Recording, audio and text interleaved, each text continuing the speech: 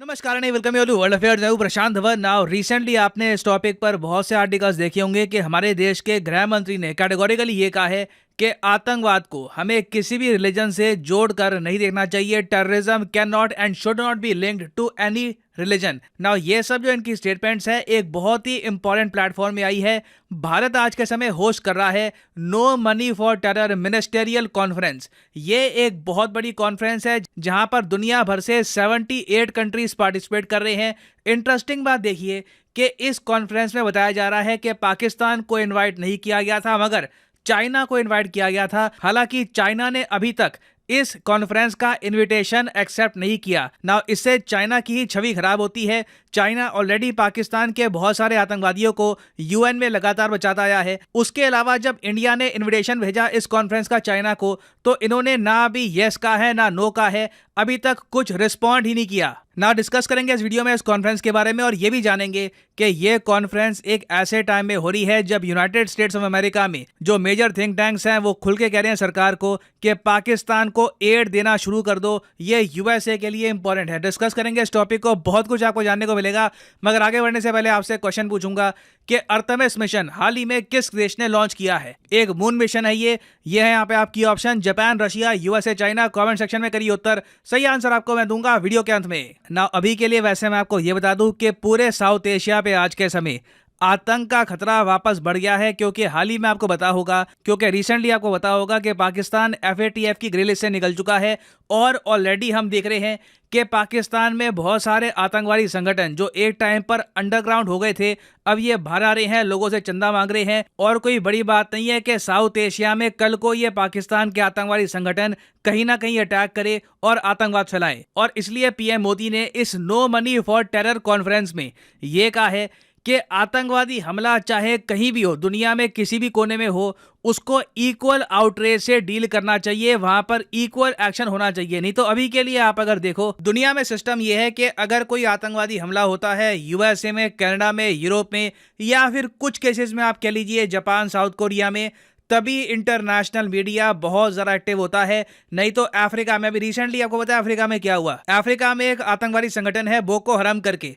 Boko हरम ने 20 औरतों को मार दिया कि ये कहकर के ये सब विचेज हैं, चुड़ैले हैं। और बोको हरम जैसे आतंकवादी संगठन अफ्रीका में आए दिन पता नहीं कितने मासूम लोगों को मारते हैं, एग्जीक्यूट करते हैं, बॉम्ब ब्लास्ट करते हैं काफी जगह, मगर इंटरनेशनल मीडिया उसको कवर करता नहीं है। तो पीएम मोदी का जो यहाँ पर स्टांस है कि all terrorist attacks deserve equal action, ये बहुत ज्यादा इंपॉर्टेंट है क्योंकि जब तक पूरी दुनिया आतंकवाद के खिलाफ यूनाइटेड नहीं होगी तब तक आतंकवाद हटेगा नहीं ऑल टुगेदर। जब तक हम मान के चलेंगे कि ये आतंकवाद मुझे इम्पैक्ट करता है तो मैं एक्शन लूंगा और ये मुझे इम्पैक्ट नहीं करता तो मैं एक्शन नहीं लूंगा, तो तब तक आतंकवाद दुनिया से हटेगा नहीं। अब फॉर एग्जाम्पल मैं आपको बताता हूं, पाकिस्तान एक ऐसा देश है जो बहुत ज्यादा हॉस्टाइल है इंडिया के तरफ। पाकिस्तान की तरफ से लगातार ओवर द इयर्स कई आतंकवादी आए हैं जिन्होंने इंडिया पे अटैक किया है। और इस वजह से हमने ये भी देखा है कि आज के समय इंडिया की क्रिकेट टीम या फिर कोई भी स्पोर्ट्स की टीम पाकिस्तान नहीं जाती पार्टिसिपेट करने के लिए, क्योंकि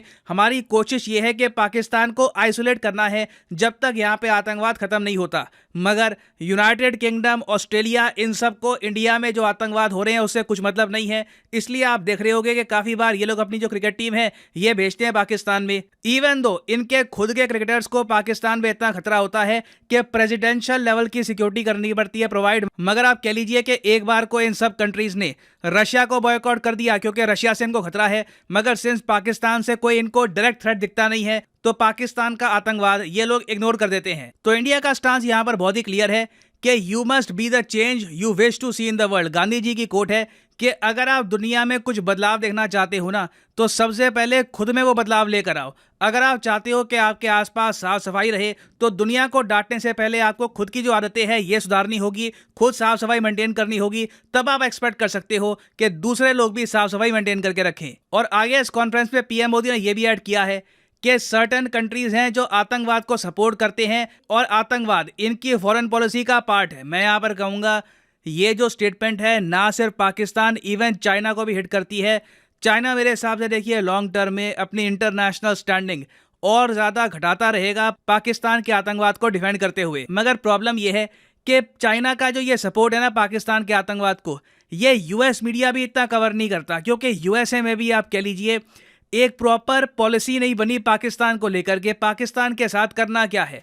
अभी रिसेंटली मैं देख रहा था कि यूएसए में एक बहुत ही बड़ा थिंक टैंक है, काउंसिल ऑन फॉरेन रिलेशंस। 1922 के आसपास ये थिंक टैंक बना था, और यूएसए की गवर्नमेंट आज से 1-2 साल बाद क्या करेगी, ज़्यादातर इनकी रिपोर्ट्स में पहले ही पता लग जाता है। मैं खुद काफ़ी बार इनके रिसर्च पेपर स्टडी करता हूं अपनी वीडियोस बनाने में, और रिसेंटली मैंने देखा कि यहाँ पर ओपनली कॉल दी गई है अमेरिकन गवर्नमेंट को कि अगर यूएसए एड बढ़ाता है पाकिस्तान को तो ये स्ट्रैटेजिक पॉइंट ऑफ व्यू से इंपॉर्टेंट होगा, रणनीतिक पॉइंट ऑफ व्यू से इंपॉर्टेंट होगा, और ये यूएसए का मॉरल इंपरेटिव है। मतलब कि यूएसए सही काम भी कर रहा होगा, क्योंकि पाकिस्तान को आज के समय $40 बिलियन की आवश्यकता है, और यूएसए ने पाकिस्तान को अभी के लिए सिर्फ $97 मिलियन दिए हैं। पर्सनली मैं आपको बता दूं, जब तक यूएसए एक प्रॉपर पॉलिसी नहीं बनाता पाकिस्तान के इशू को लेकर, पाकिस्तान में जो सपोर्ट है टेररिज्म को लेकर, इसके अगेंस्ट यूएस प्रॉपर एक्शन लेता नहीं है, आप देखोगे इंडिया में जो आम जनमानस है ना, उसके दिल में रशिया की तरफ जो स्नेह है आप कह लीजिए, या फिर फ्रेंडशिप की जो भावना है, ये लगातार बढ़ती रहेगी। क्योंकि हम इंडियंस को भी समझ नहीं आता कि पाकिस्तान एक ऐसा देश जहां पर ओसामा बिन लादेन आराम से रह रहा था, उस देश को यूएस लगातार इतना सपोर्ट क्यों करता है। ये ना सिर्फ इंडिया की जनता को हर्ट करेगा, ये अमेरिकन जनता को भी आज नहीं तो कल हर्ट करने वाला है। फिर आगे आप अगर देखो तो पीएम मोदी ने यह भी ऐड किया है कि डीप लिंक्स दिखे हैं साइबर करेंसी और टेररिज्म के बीच में। मैं कहूँगा देखिए, भारत सरकार ने एक बहुत ही अच्छा फैसला किया था क्रिप्टो करेंसी भारत में बैन करके। जो भी हमने प्रतिबंध लगाए हैं ना क्रिप्टो करेंसी में, इससे आपने देखा होगा कि भारत में लोगों ने क्रिप्टो करेंसी में इन्वेस्टमेंट्स काफ़ी कम कर दिया। नहीं तो मुझे याद है मेरे खुद कुछ जानकार लोग थे, उन्होंने लाखों रुपए के क्रिप्टो एक बार को बाय कर लिए थे इन्वेस्टमेंट के रूप में। जब सरकार ने रोक लगाई क्रिप्टो पर, तब उन लोगों ने जल्दी से अपना पैसा बाहर निकाल दिया। और मैं आपको बता दूं, रिसेंटली आप देखोगे सारी क्रिप्टो करेंसी के प्राइसेस क्रैश हुए हैं।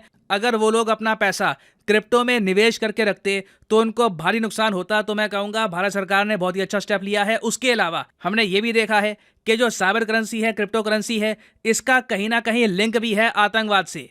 और तो और हाल ही में एनआईए के जो चीफ है भारत में, इन्होंने ये भी कहा है कि भारत के पास प्रॉपर एविडेंस है, प्रूफ है कि टेरर फाइनेंसिंग होती है सोशल मीडिया प्लेटफॉर्म के थ्रू। सोशल मीडिया प्लेटफॉर्म क्या होते हैं? ट्विटर, फेसबुक वगैरह, ये सब हो गए आपके सोशल मीडिया प्लेटफॉर्म, और बिल्कुल इनसे भी आतंकवाद को फंडिंग मिल रही है।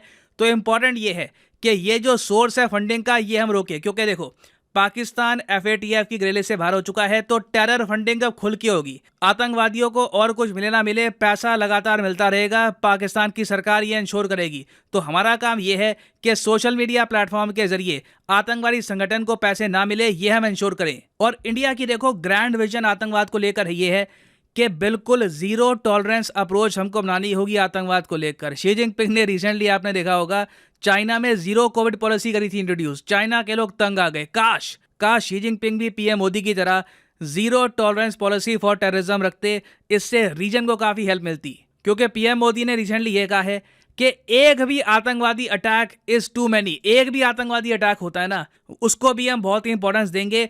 एक स्टैंडर्ड हमको मेंटेन करके रखना पड़ेगा, तभी हम आतंकवाद को ऑल टुगेदर इरेडिकेट कर सकते हैं। अगर हम मानेंगे कि अच्छा 3 साल में एक आतंकवादी हमला हुआ है, चलो ठीक है इतना सह लेंगे, नहीं, हमें एक स्टैंडर्ड ये बना के रखना होगा कि एक भी आतंकवादी हमला हम बर्दाश्त नहीं करेंगे। तभी हम इंश्योर कर सकते हैं कि हमारा देश सेफ रहेगा। और ये ना सिर्फ हमारे देश के नागरिकों की सेफ्टी के लिए इंपॉर्टेंट है, हमारी इकोनॉमी के लिए भी इंपॉर्टेंट है। 2008 में जब 26/11 हमला हुआ था ना, भारत की इकोनॉमी पर इसका बहुत ही नेगेटिव इम्पैक्ट हुआ। हालांकि उस वक्त ग्लोबल इकोनॉमिक संकट वैसे ही चल रहा था। उसके बाद हमने ये भी देखा कि कई बिजनेसमैन, कई इन्वेस्टर्स ने इंडिया को अवॉइड करना स्टार्ट कर दिया, क्योंकि इंडिया का इतना इंपॉर्टेंट होटल ताज, जो मुंबई का आप लैंडमार्क कह सकते हैं, जब इसमें आतंकवादी हमला होता है ना, तो बिल्कुल आप कह लीजिए डर हर जगह फैल जाता है। तो कई साल लग गए इंडिया को 26/11 से उभरने में। इंडिया की जीडीपी को इससे काफी बड़ा झटका लगा था। इसके बारे में कई यूएसए के इंस्टीट्यूट्स ने रिपोर्ट किया था। तो हमारे लिए बहुत ही इंपॉर्टेंट है कि ये बात इंश्योर करना कि फ्यूचर में इस टाइप का आतंकवादी हमला भारत में कभी भी ना हो। और ये भी इंपॉर्टेंट है कि यूएसए को हम कॉन्स्टेंटली रिमाइंड करवाएं कि जिस देश को आप इन द फ्यूचर सपोर्ट करने की बात कर रहे हो, ये ग्लोबल टेररिज्म इंडेक्स में टैंक रैंक रखता है। हालांकि इस इंडेक्स में यह भी मेंशन किया जाता है कि पाकिस्तान के लोगों को खुद आतंकवाद से कितना नुकसान हुआ है, मगर हमें यह भूलना नहीं चाहिए कि यह आतंकवाद पाकिस्तान ने खुद नर्चर किया है। ये आतंकवादी इन्होंने वैसे सोचा था कि इंडिया को अटैक करेंगे, मगर आउट ऑफ कंट्रोल होकर पाकिस्तान को ये अटैक कर रहे हैं।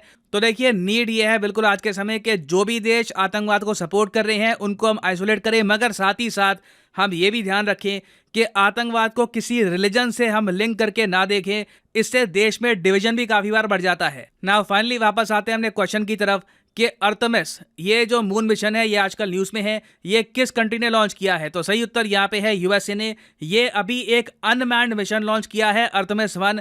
आर्टेमिस ओवरऑल प्रोग्राम के under in the future US मानव भेजेगा, ह्यूमन बींग्स भेजेगा मून पर। बहुत ही इंपॉर्टेंट मिशन है ये नासा का आर्टेमिस। ये आजकल काफी न्यूज में है, इसको याद रखिएगा। और हाँ, फाइनली यहाँ पर मैं ये भी ऐड कर दूं कि आप किसी भी एग्जाम की तैयारी कर रहे हो, चाहे एसएससी, यूपीएससी, बैंक, अनअकैडमी के वेरियस कोर्सेज अवेलेबल हैं जिनसे आप घर बैठ के तैयारी कर सकते हैं। आपको कहीं जाने की जरूरत नहीं है। तो सिंपली जाइए कमेंट सेक्शन में, यहाँ पे आपको दिखेगी list. For example let's say आप प्रिपेयर कर रहे हैं फॉर एसएससी, तो एसएससी के लिंक पर यहाँ पर करिए क्लिक और आपके सामने खुल जाएगा ये पेज। और यहाँ पे आप परचेज कर सकते हैं एसएससी का कोर्स 24 महीने 12 महीने का। मगर जो प्राइसेस यहाँ पर लिखे हैं ये कभी भी पे मत कर देना। सिंपली यहाँ पर कोड यूज करो PD10 और प्राइसेस अपने आप यहाँ पर गिरना स्टार्ट हो जाएंगे। So use the code PD10 and save your hard and money. So इसी नोट के साथ ये है वीडियो का अंत। Thank you for listening and as always God bless you all.